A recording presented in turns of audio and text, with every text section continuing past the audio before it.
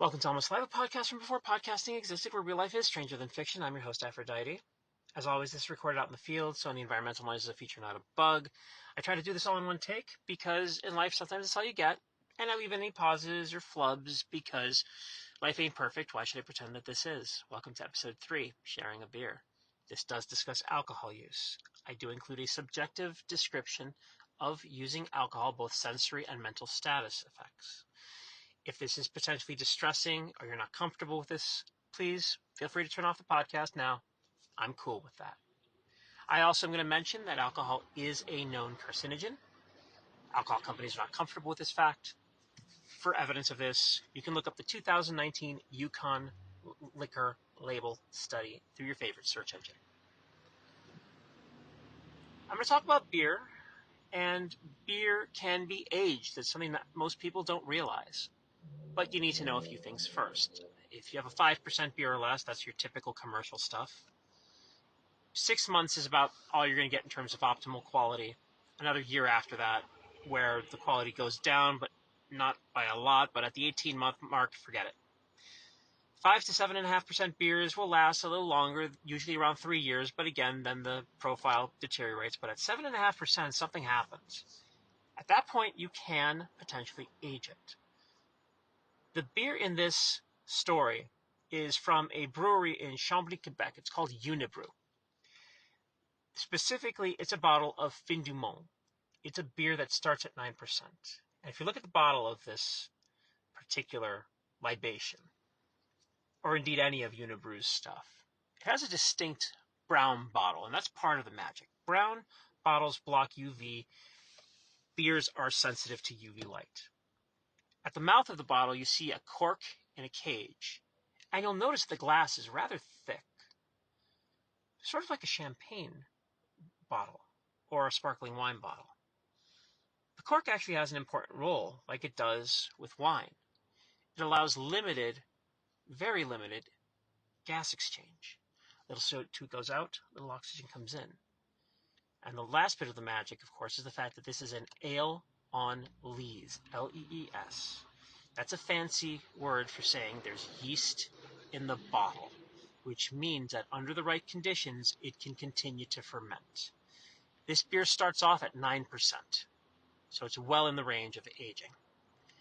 I knew about this about 20 years ago, actually, shortly after the hiatus began.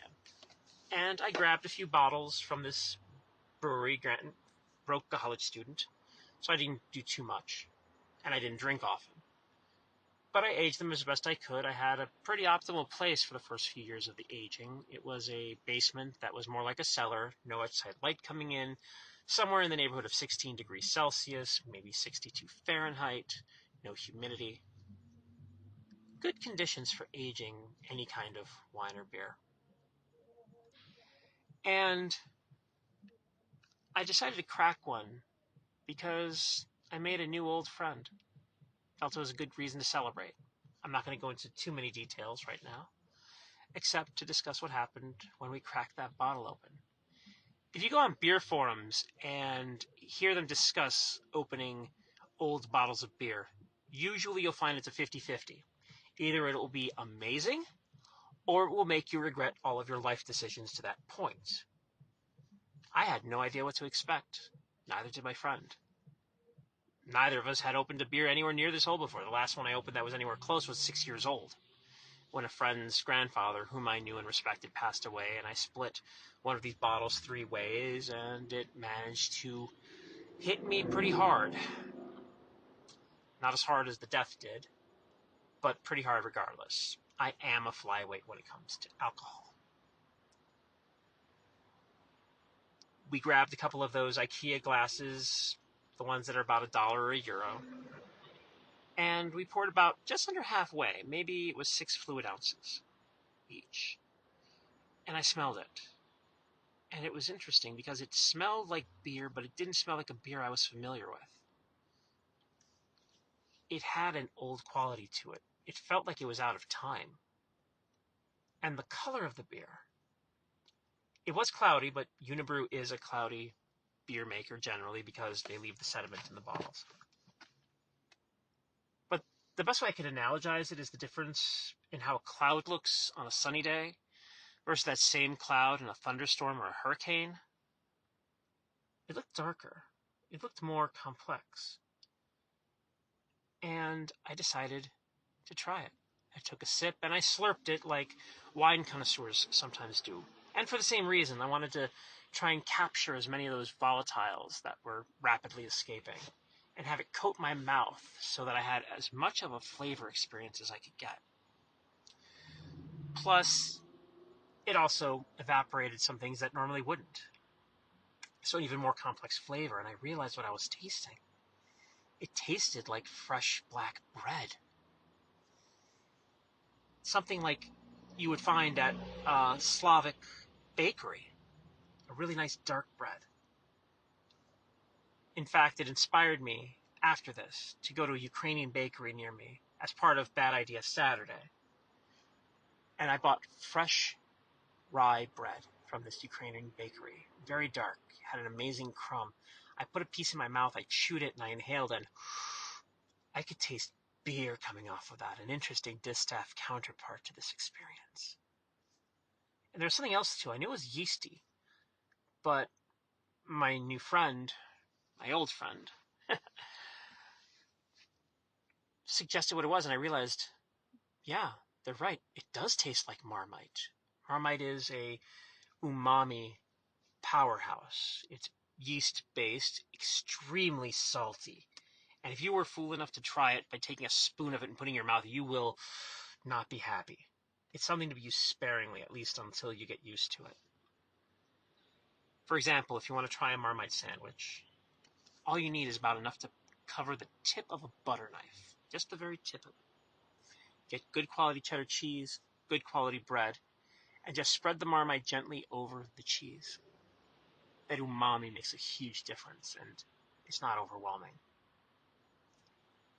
But black bread with a hint of Marmite, my goodness. And that's not even to discuss the alcohol. This thing had been fermenting for 12 years, give or take. This thing got me floating off of a sip. Now, obviously, I did aerosolize it, which means some of the alcohol evaporated and probably found its way into my lungs. Not in a bad way, but if you consume anything through lung, that makes it get into your body faster. I was floating shortly after that. I knew that I was not going to be able to do anything for the rest of the night at that point. Because like I said, I am a flyweight when it comes to alcohol. And I was just savoring that moment, the flavor, the way that I was just buzzing mentally. Not to mention I was already on an amazingly good mood. And it took me about 3.5 hours to finish those 6 ounces of alcohol, of that beer. It was magical. We corked the bottle, and I wanted to share this experience with others because it was so unique. I started putting feelers out on Twitter before it imploded to see if any suggestions on how I could try and get some analysis done on this to see if we can figure out what some of that magic was. I took that advice. I reached out to local institutes of higher learning that had programs either in brewing or close to brewing, but I got no responses to my emails. I'm not surprised. My personal emails come from a domain that's 20th century and isn't widely recognized, which is fine with me. It's my home online. That's all it needs to be. I made a phone call to one of them. I got a phone call back a couple days later, and they were interested by the story of it, especially since I started putting the receipts of this on Twitter. I've taken screen captures of those tweets and will be embedding them in the show notes for this story once the show notes site goes live, which will be at cohost.org/almostlive. It was pretty cool, though. And I did get a chance to go down to Point Roberts to a friend of mine that lives there. The U.S. customs person looked at me askew when I said I got half a bottle of beer that's 12 years old to share. He just waved me through. And on the return, when I had about 100 mils left, and I told the CBSA officer that, she smiled, and again just waved me through. I shared some of that beer, and I took a tiny amount for myself because I knew what that stuff could do. This friend is much more knowledgeable about alcohol, and when they tasted it, they said, this tastes almost like it's 20% alcohol, which is almost unheard of in a beer. Yeast can only survive so long. And 20% is really high for any beer that hasn't been altered in some way. You may find places selling a quote-unquote beer that's been ice distilled, meaning it was frozen and water was removed. But at that point, it's not really a beer anymore. This was a straight beer that hadn't been altered except by age. And I had that small amount so I could try and recapture some of that magic. But even then, it didn't taste quite the same. I could still taste the black bread and the Marmite, but it didn't have the right edge to it. It's still potent and still impactful. But I corked it, and I carried it home, started making more of those feelers, and today is November 4th, 2022, I decided to go to the place which is where the story stops at this point. Because I went to Kwantlen Polytechnic University in Langley, British Columbia, about 45 minutes on the surface streets from where I hang my hat. If I can avoid Highway 1, I do so. Besides, I get to see more on the way. I went because on Fridays they have a beer sale. The students in their brewery program have their wares up for sale. It's legal, it's regulated. I paid $10 for the growler and $10 for 2 liters or half a gallon of a cherry Hefe, which I found rather pleasant, but it's mostly to share with my friends rather than for myself. And I decided to bring the bottle with to show them what was there. By that point, though, it was 10 days since it was first opened, and when I poured it out, it still looked almost the same, but it started to seem off. And then I took a sip of it and slurped it, and I could still taste the bread, but the black bread, the rye, was gone.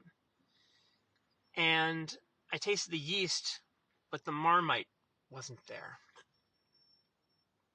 I'm still hoping to get some minor analysis done on it. They don't have a full kit for doing detailed analyses. If I'm lucky, I'll find out exactly how potent this potable was. And as much as I would love to unravel the mystery, right now, I'm fine with just knowing how strong it was. I may regret it at some point, but right now, that's the best I can hope for, and I'll live with that.